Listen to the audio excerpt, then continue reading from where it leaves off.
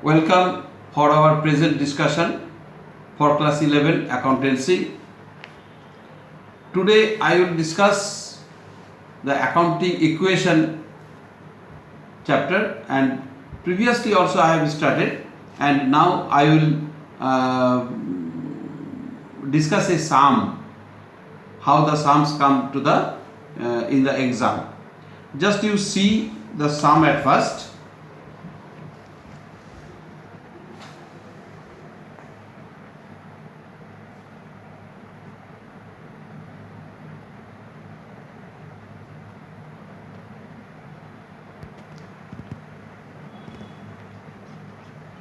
Here the accounting equation: from the following transaction prepare an accounting equation and a balance sheet. Accounting equation बनाने के बाद balance sheet बनाना पड़ता है. Transaction यहाँ पे दिया हुआ है ABCDEF. ये क्वेश्चन आप देख लिए होंगे, इसको बनाना पड़ेगा आपको. अभी हम हर एक ट्रांजैक्शन को डिस्कस करेंगे. Okay, so listen to me. First transaction is given the commenced business of ₹80,000. 80,000 cash लेके बिजनेस शुरू हुआ है. इसका मतलब बिजनेस का अकाउंट बनता है, बिजनेसमैन का नहीं. तो बिजनेस में क्या आया? 80,000 रुपीज कैश आया. Cash is the asset. तो एसेट साइड में कैश का घर में 80,000 ऐड करेंगे. And this is the internal liability of the firm. So it is the capital. Internal liability capital. So it will be coming in the capital also. तो 80,000 एक बार cash में add हुआ और एक बार कैपिटल में ऐड हुआ. उसके बाद क्या करेंगे आप मालूम है, प्रीवियस एपिसोड में हम डिस्कस किए थे. एक ड्रॉ द लाइन ऐड कर खींच के हम कैश के लिए लाएंगे 80,000 और कैपिटल में भी 80,000 लाएंगे और इजगल टू की जगह पे इजगल टू लिखेंगे और ट्रांजैक्शन का घर में हम लिखेंगे इक्वेशन. उसके बाद सेकेंड नंबर ट्रांजैक्शन फॉलो. उसमें लिखा है opened a bank account in Punjab National Bank by deposit ₹30,000. 30,000 rupees दे के एक अकाउंट खोला गया है पंजाब नेशनल बैंक में. तो बिजनेस के नाम पे जब अकाउंट खोला गया बैंक में तो 30,000 रुपीज बिजनेस का कैश से चला गया और बैंक में जमा किया. तो कैश चला गया तो कैश से डिक्रीज हो जाएगा 30,000. तो कैश से माइनस करेंगे 30,000 और बैंक नाम का एक asset, that is the cash bank. Asset side में बैंक का घर खोलना है और वहाँ पे प्लस होगा 30,000. तो इस ट्रांजैक्शन में देखो लायबिलिटी या कैपिटल साइड में कोई इफेक्ट नहीं हुआ. एक एसेट घटा, कैश घटा और दूसरा एसेट यानी बैंक बढ़ गया. फिर हम लाइन खींचेंगे. खींच के क्या करेंगे, एक 80,000 कैश था, 30,000 घट गया, अभी आएगा 50,000 और प्लस बैंक में 30,000 हो गया. तो 50,000 प्लस 30,000 इजगल टू कैपिटल जैसा था वैसे ही 80,000 आएगा. Then left hand side is equal to the right hand side. और इसको क्या लिखेंगे, न्यू इक्वेशन, क्योंकि पहले वाला वो इक्वेशन था, अभी एक नया इक्वेशन आया. देन फिर से थर्ड नंबर ट्रांजैक्शन में आएंगे. Goods purchase for ₹7,000. Goods purchase किया. गुड्स को क्या नाम एसेट दिया जाता है? स्टॉक. तो स्टॉक नाम का एसेट्स का घर खोलेंगे. गुड्स आया तो स्टॉक में 7,000 प्लस करेंगे और यहाँ पे नहीं बोला कैश में खरीदा कि क्रेडिट में खरीदा कि उधार में खरीदा है, कुछ नहीं बोला. तो कैश में ही खरीदा है, समझ लेना पड़ेगा. जिससे खरीदा उसका नाम भी नहीं दिया तो फिर हमको समझ लेना है कि ये कैश में खरीदा गया है. तो कैश से माइनस 7,000 और स्टॉक में प्लस 7,000. अब फिर लाइन खींचेंगे. खींच के कैश का पोजीशन, फिर बैंक का पोजीशन और स्टॉक का पोजीशन अमाउंट से लिखेंगे. कैश कितना था? 50,000. वहाँ से पहले 80,000 था, वहाँ से 30,000 घटा, बैंक में अकाउंट खोलने चला गया, 50,000 रहा. अभी 7,000 कैश और चला गया. तो 50,000 से 7,000 माइनस करके 43,000 आएगा. बैंक का घर में 30,000 है, प्लस स्टॉक में 7,000 आ जाएगा और इजगल टू कैपिटल में 80,000 जैसा था वैसे रहेगा। ये फिर एक न्यू इक्वेशन हो गया। अब डी नंबर में देखो दिया हुआ है goods purchased for ₹8,000 on credit. अब बोल रहे क्रेडिट में खरीदा गया, लेकिन स्टॉक तो आया ना, खरीदने से स्टॉक बढ़ता है, तो स्टॉक में 7,000 था, अभी और 8,000 का स्टॉक आया, तो स्टॉक में 8,000 प्लस होगा, लेकिन कैश से माइनस नहीं होगा क्योंकि ये उधार में खरीदा है। उधार में खरीदा मतलब पैसा दिया नहीं गया, देना पड़ेगा। देना पड़ेगा तो वो कौन सा लायबिलिटी होता है उसका नाम जानना पड़ेगा, उसके लिए सेकेंड चैप्टर था बेसिक अकाउंटिंग टर्म्स, जानना पड़ता है। वहाँ से क्रेडिटर्स नाम का लायबिलिटी आएगा, तो लायबिलिटी साइड में क्रेडिटर्स नाम से वो घर खोलेंगे और वहाँ पे प्लस करेंगे 8,000।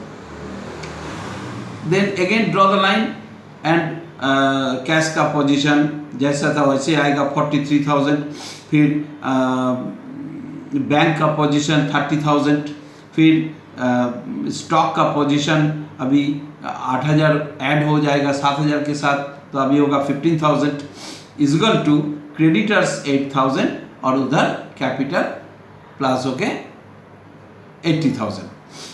तो this is also the new equation.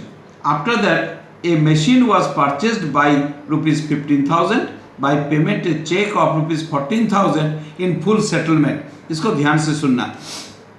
15,000 rupees का एक मशीन खरीदा गया, तो machine is the separate asset, तो एसेट साइड में मशीन का घर खोलना है और वहाँ पे प्लस करना है 15,000, क्योंकि खरीदा है तो मशीन आया 15,000 प्लस होगा मशीन में।